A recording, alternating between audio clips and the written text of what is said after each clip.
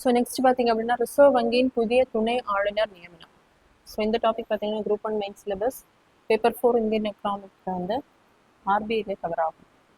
So reserve bank of India வந்து நமக்கு 1934வது reserve bank சட்டத்தின்படி தான் 35ஆம் ஆண்டு வந்து துவங்க பெற்றிருக்கும். ஸோ இதில் பார்த்தீங்க அப்படின்னா அந்த ரிசர்வ் பேங்க் ஆக்டின் படி இதில் இருக்கக்கூடிய members, official member, official governor வந்து ஒரு ஆள் இருப்பாங்க.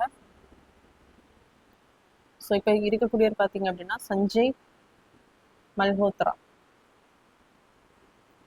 ஸோ அதுக்கப்புறமா deputy governors, deputy official governors பார்த்தீங்க அப்படின்னா ஒரு 4 பேர் இருப்பாங்க. இது தவிர நான் அஃபிஷியல் மெம்பர்ஸ் இருப்பாங்க. ஸோ நான் அஃபிஷியல் மெம்பர்ஸில் பார்த்தீங்கன்னா 10 மெம்பர்ஸ் வந்து வேரியஸ் ஃபீல்டுலேருந்து செலக்ட் பண்ணுவாங்க. 2 மெம்பர்ஸ் வந்து கவர்மெண்ட் ஆஃப் இந்தியா.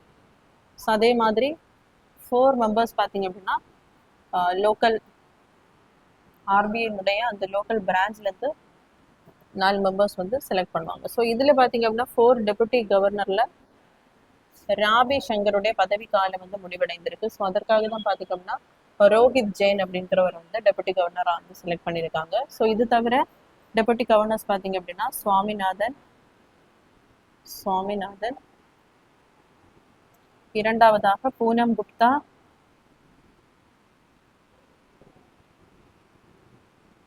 ஸோ மூன்றாவதாக முர்மு, ஸோ நான்காவதாக தற்போது டெபுட்டி கவர்னர் பார்த்தீங்க அப்படின்னா ரோஹித் ஜெயின் அவர்கள் சூஸ் பண்ணப்பட்டிருக்காங்க.